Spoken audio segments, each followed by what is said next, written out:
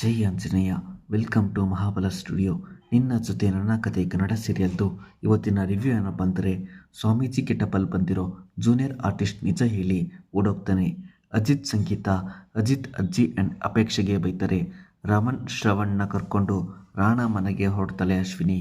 ಅಜಿತ್ ಅಜ್ಜಿ ಸಿಟ್ ಮಾಡ್ಕೊಂಡು ಹೋಗಿದ್ ನೋಡಿ ಅಜಿತ್ ಸಮಾಧಾನ ಮಾಡೋಕ್ಕೆ ಅಂತ ಹೋಗ್ತಾನೆ. ಮತ್ತೇನಾದರೂ ಜಗಳ ಮಾಡಿದ್ರಿ ಅಂತ ಸತ್ಯಭೂಮಿ, ಸಂಗೀತ ಅಜಿತ್ ಹಿಂದೆ ಹೋಗ್ತಾರೆ. ಈ ಸೀನ ಡ್ರ್ಯಾಗ್ ಮಾಡಿದ್ದಾರೆ. ರಮಣ್ ಬಿಸ್ನೆಸ್ ಮ್ಯಾನ್ ಅಂತ ಹೇಳ್ತಾನೆ. ಶ್ರವಣ್ ಪೊಲೀಸ್ ಆಗಿದ್ದೆ, ಇವಾಗ ಲಾ ಪ್ರಾಕ್ಟೀಸ್ ಮಾಡ್ತಿದ್ದೀನಿ ಅಂತ ಹೇಳ್ತಾನೆ. ಪೊಲೀಸ್ ಲಾಯರ್ ಅಂತ ಅಂದರೆ ನಮ್ಮ ಬಗ್ಗೆ ಗೊತ್ತಿರುತ್ತೆ ಅಂತ ಶಾಕ್ ಆಗ್ತಾನೆ ರಾಣಾ. 25 crore ಇನ್ವೆಸ್ಟ್ಮೆಂಟ್ ಬಗ್ಗೆ ರಮಣ್ ಹೇಳ್ತಾನೆ. ನಮಗೇನು ಗ್ಯಾರಂಟಿ ಆ್ಯಂಡ್ ಪ್ರಾಫಿಟ್ ಎಷ್ಟು ಅಂತ ರಾಣಾ ಕೇಳ್ತಿರ್ತಾನೆ.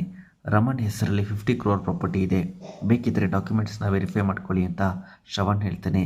ರಾಣಾ ಡೀಲ್ ಓಕೆ ಅಂತಾನೆ. ರಾಣಾ ಸಾಕ್ಷಿದು ಬೇರೆ ಪ್ಲ್ಯಾನೇ ಇರುತ್ತೆ. ರಮಣ್ ಹತ್ರನೇ ಇನ್ವೆಸ್ಟ್ ಮಾಡೋಕ್ಕೆ ಅಮೌಂಟ್ ಇರುತ್ತೆ, ಬಟ್ ಬೇರೆಯವ್ರು ನಂಬ್ಕೊಂಡು ಹೋಗಿ ಚಿಪ್ ಸಿಗೋ ಥರ ಮಾಡ್ಕೊತಿರ್ತಾರೆ. ಅಜಿತ್ನ ಸಮಾಧಾನ ಮಾಡ್ತೀನಿ ಅಂತ ಹೋಗಿ ಇನ್ನೂ ಜಗಳ ಮಾಡ್ಕೊಂಡು ಬಂದಿದ್ಯಾ ಅಂತ ಸತ್ಯಭೂಮಿ ಅಜಿತ್ನ ಕ್ವಶನ್ ಮಾಡ್ತಿರ್ತಾರೆ.